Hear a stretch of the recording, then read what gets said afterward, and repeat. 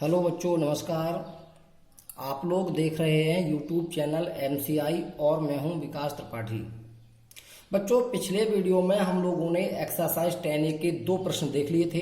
देखते हैं प्रश्न नंबर 3। दो बराबर वृत्त, बराबर माने सर्वांग समवृत्त। वृत्तों में बराबर होना और सर्वांग सम होना एक ही बात होती है। दो बराबर वृत्त ए एक्स बी तथा ए वाई बी एक दूसरे को बिंदुओं ए तथा बी पर काटते हैं तो सिद्ध करो चाप ए एक्स बी बराबर चाप ए वाई बी। तो सबसे पहले हमने चित्र बना लिया। दो बराबर वृत्त ए एक्स बी और ए वाई बी एक दूसरे को बिंदुओं ए और बी पर काटते हैं। माने ऐसे दो वृत्त बनाना है जो एक दूसरे को काटते हों। तो हमने एक वृत्त ये बना लिया और काटता हुआ एक और वृत्त बना लिया।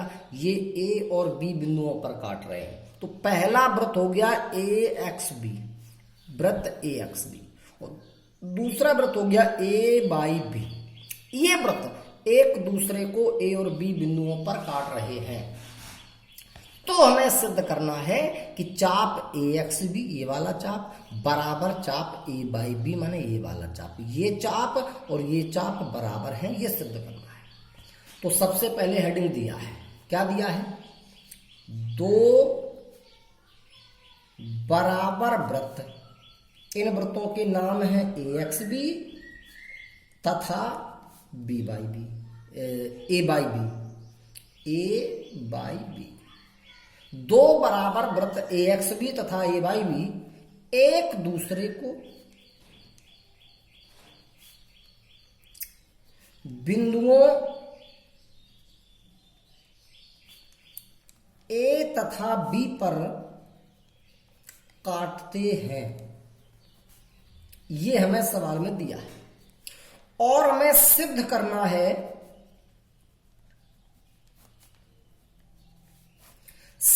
है कि चाप ए एक्स बी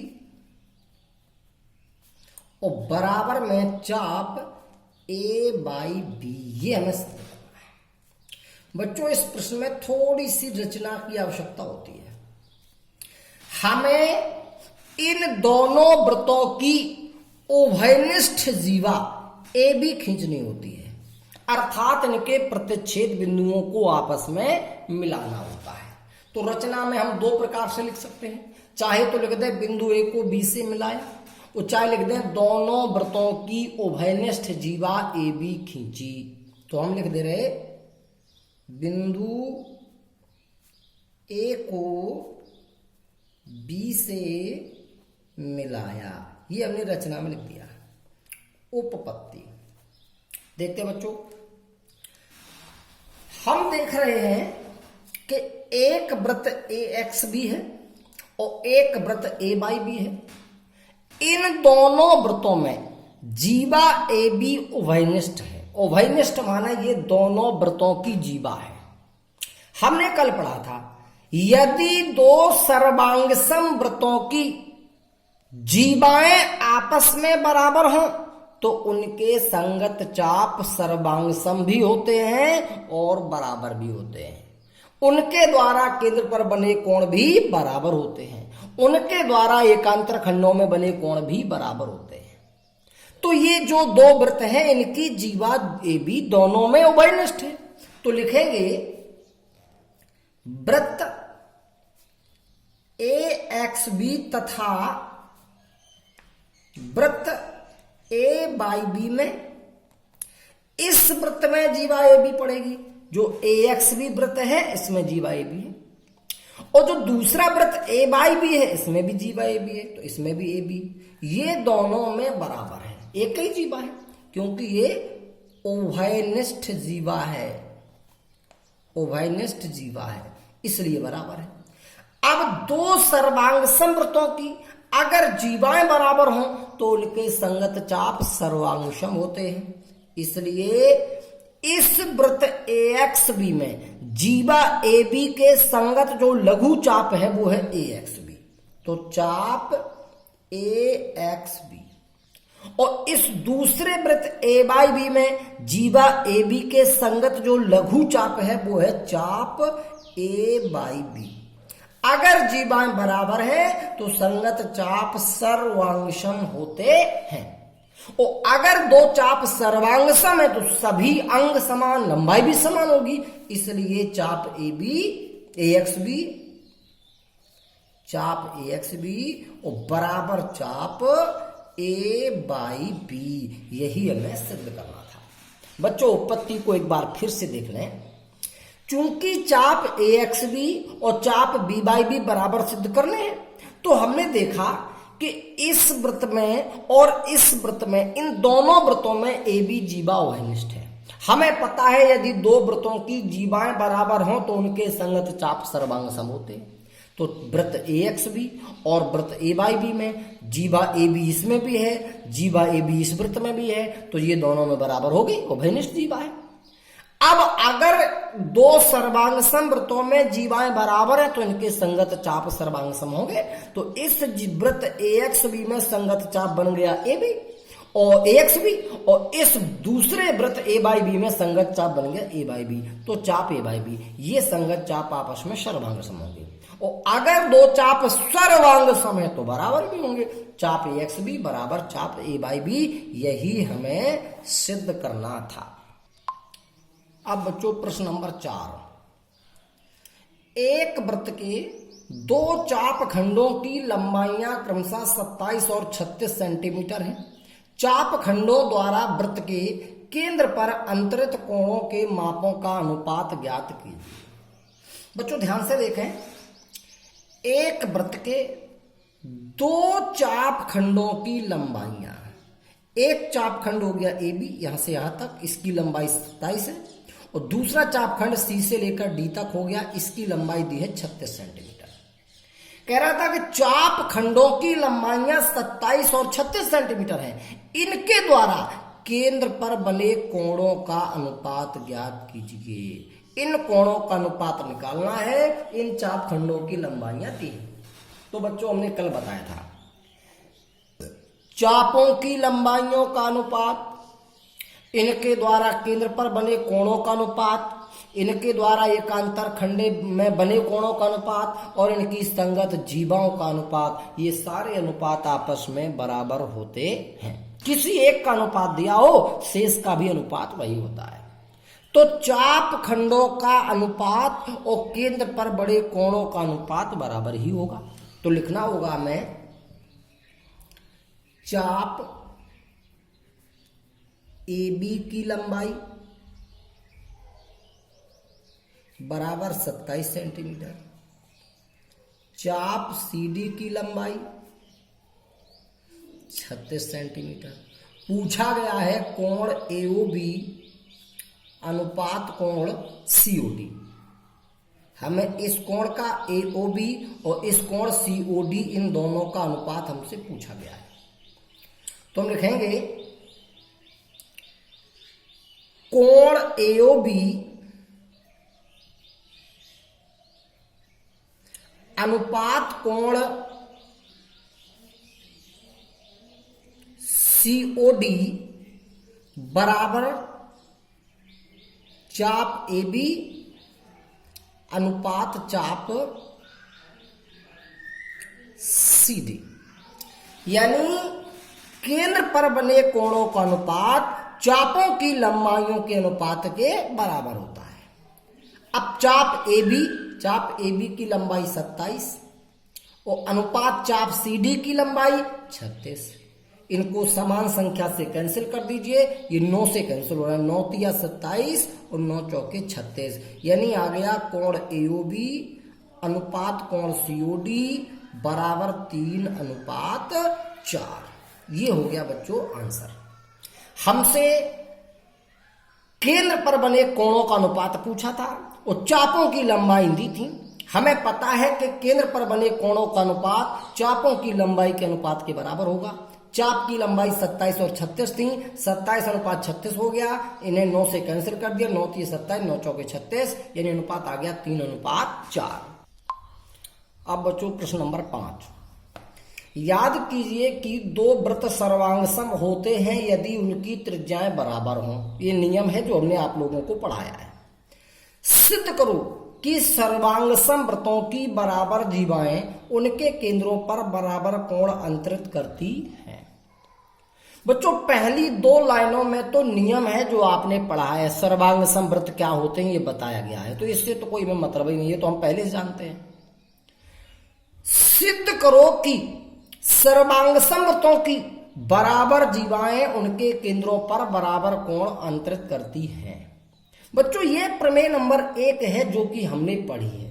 बस अंतर यह है कि उस प्रमेय में केवल हमने एक ही वृत्त की जीवाएं ली थी और इसमें जीवाएं 2 सर्वांगसम वृत्तों की हैं, तो एक ही बात होती है। इसको हम हल करके दिखा देंगे। तो अगला प्रश्न छठवां जो होगा वो प्रमेय नंबर 2 की तरह होगा, उसे आप लोग घर पे ही करेंगे। तो सबसे पहले हमने बताया था चित्र बनाना होता है। सिद्ध करो कि सर्वांगसम वृत्तों की, तो ये हमने 2 सर्वांगसम वृत्त बना लिए। बराबर जीवाएं, इनकी हमने बराबर जीवाएं बना ली, ये जीवाएं बराबर हैं, एक जीवा ए बी मान ली, एक की जीवा सी डी मान ली। केंद्रों पर बराबर कोण, तो इनके केंद्रों पर कोण और बना लीजिए। अब हमें सिद्ध करना होगा कि ये कोण बराबर बनाते हैं, माने बराबर कोण बने हैं, ये हमें सिद्ध करना है। तो सबसे पहले हेडिंग होगी दिया है,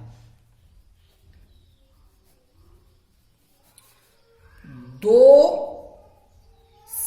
सर्वांगसम वृत्त सी ओ कोमा आर तथा C dash P comma R है। बच्चों वृत्त के नाम लिखने का तरीका हमने आपको उस दिन बताया था। यहां एक वृत्त का नाम लिखते हैं सी ओ कोमा आर, सी वृत्त का नाम होता है, ओ उसका केंद्र है, ओ आर उसकी त्रिज्या है। अब दूसरे वृत्त में हमने सी डैश कर लिया, नाम सी था, अब सी डैश नाम बदल गया। केंद्र पी, केंद्र में पी लिखा है, लेकिन त्रिज्या फिर भी आर है। केंद्र अलग अलग होंगे क्योंकि अलग अलग वृत्त हैं, त्रिज्या एक समान है। त्रिज्या एक समान क्यों है? क्योंकि ये वृत्त सर्वांगसम है, उस सर्वांगसम वृत्तों की त्रिज्याएं बराबर होती हैं, इसलिए त्रिज्याएं दोनों की सेम रहेंगी। केंद्र बदल जाएंगे, नाम बदल जाएंगे, लेकिन त्रिज्याएं नहीं बदलेंगी। तो 2 सर्वांगसम वृत्त सी ओ कोमा आर तथा C dash P comma R है और इनकी जीवाएं बराबर है, जिनमें जीवा ए बी बराबर जीवा सी डी है। ये सवाल में दिया है कि 2 सर्वांगसम वृत्त है और इनकी ये बराबर जीवा है। हमें सिद्ध करना है कि ये बराबर जीवाएं केंद्र पे बराबर कोण बनाती हैं, अर्थात कोण एओबी और कोण सीपीडी को बराबर दिखाना है। कोण एओबी और बराबर कोण सीपीडी, ये हमें सिद्ध करना है। चलिए बच्चों, उपपत्ति। अगर हमें दिखाना है कि ये कोण बराबर हैं, तो हम दिखा देंगे कि ये त्रिभुज सर्वांगसम। उस सर्वांगसम दिखाने के लिए हमने 5 नियम पढ़े थे। उन 5 नियमों में इनके वृत्तों 2 त्रिभुजों के कम से कम 3 भाग बराबर होना चाहिए। तो देखें बच्चों, ए बी और सी डी बराबर है, ये सवाल में दिया ही है, जी बाई ए बी बराबर सी डी। ओ ए इस वृत्त की त्रिज्या है और इस वृत्त की त्रिज्या आर है। पी सी इस वृत्त की त्रिज्या है, इस वृत्त की त्रिज्या भी आर है। तो ओ ए बराबर पी सी, दोनों वृत्त की त्रिज्या आर के बराबर है। इसी प्रकार इसकी त्रिज्या ओ बी भी आर है, इसकी त्रिज्या पी डी भी आर है, तो ये भी बराबर, तीनों भाग हो जाएंगे। और जब तीनों भुजाएं बराबर होंगी तो नियम बनना है एस एस एस, तीनों भुजाओं का नियम। तो लिखेंगे त्रिभुज ए ओ बी, ये वाला त्रिभुज ए ओ बी तथा त्रिभुज सीपीडी में इसमें भुजा ए बी ये वाली बराबर है, इसमें भुजा सी डी ये वाली। ये हमारे सवाल में ही दिया है। दूसरा, इसकी भुजा ओ ए और इसकी भुजा पी सी, ये दोनों ही सर्वांगसम वृत्तों की त्रिज्याएं हैं, दोनों आर हैं। पहले वृत्त की त्रिज्या भी आर है, दूसरे की भी आर है। दोनों की त्रिज्या एक चीज ऐसी क्यों ली गई? क्योंकि ये वृत्त सर्वांगसम है। सर्वांगसम वृत्त तभी होते हैं जब उनकी त्रिज्या समान हो। इसी प्रकार इसकी भुजा ओबी और इसकी भुजा पी डी, ये भी दोनों आर हैं। तो हम कह सकते हैं एस एस एस सर्वांग समता नियम से त्रिभुज एओबी सर्वांग सम त्रिभुज सीपीडी। और अगर दो त्रिभुज सर्वांग सम है तो इनके संगत भाग आपस में बराबर होंगे। हमें ये कोण बराबर लाने हैं, क्या इनके सामने की भुजाएं बराबर हैं, ए बी और सी डी बराबर हैं। अगर ए बी और सी डी बराबर हैं तो कोण एओबी और इसके सामने कोण सीपीडी बराबर होंगे। इसलिए कोण एओबी और बराबर कोण सीपीडी। क्यों? सीपीसीटी से, माने सर्वांग सम त्रिभुजों के संगत भाग हैं ये, तो फिर ये कैसे हो गए? बराबर। यही हमें सिद्ध करना था। बच्चों प्रश्न नंबर 6 है, सिद्ध कीजिए कि यदि सर्वांगसम वृत्तों की जीवाएं केंद्रों पर बराबर कोण अंतरित करें तो जीवाएं बराबर होती हैं। ये बिल्कुल प्रमेय नंबर 2 की तरह है, माने 1 का विलोम जो 2 था, इसी प्रकार 5 का विलोम ये 6 है। इसे आप लोग घर पे करेंगे। 7वां प्रश्न है, एक वृत्त का चाप AXB चाप C/D का 2/3 है, तो सिद्ध करो जीवा AB अनुपात जीवा CD बराबर 2:3। एक वृत्त का चाप AXB, एक वृत्त बना लिया, ये इसमें चाप AXB हो गया, AXB, और एक चाप हो गया CYD, ये CYD हो गया। यहां से लेकर यहां तक AXB, यहां से लेकर यहां तक CYD। कह रहा था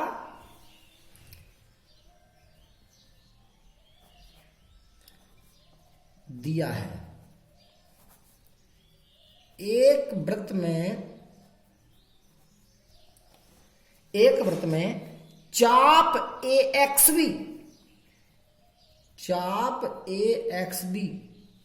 चाप C/D का, चाप C/D का 2/3 माने 2/3 गुने के बराबर।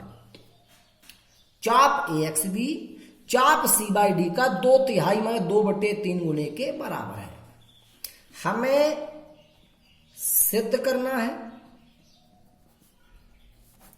कि चाप जीवा AB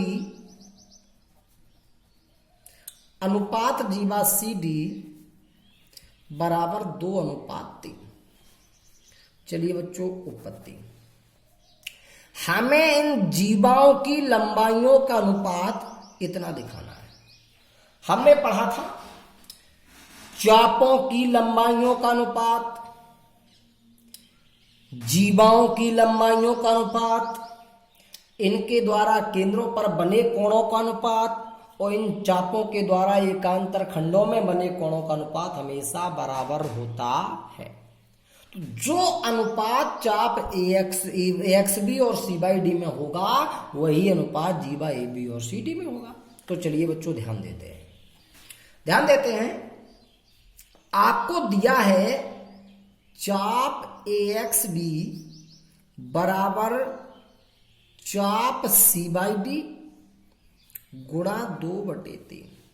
ये चाप C/D गुणा से भाग में लाओ तो चाप AXB इधर आएगा तो भाग में आ जाएगा चाप C/D बराबर 2/3। इसको अनुपात में लिख दो, चाप AXB अनुपात चाप C/D बराबर 2:3। यानी चाप AXB की लंबाई और चाप C/D की लंबाई का अनुपात आ गया 2:3। जो अनुपात इन चापों की लंबाइयों में होगा वही अनुपात इनकी संगत जीवाओं में भी होगा। तो लिख देंगे इसीलिए जीवा AB अनुपात जीवा CD बराबर 2:3। जो अनुपात इन चापों की लंबाइयों में है वही अनुपात इन संगत जीवाओं का भी है। तो जीवा AB अनुपात CD बराबर भी 2:3। यही आपको सिद्ध करना था।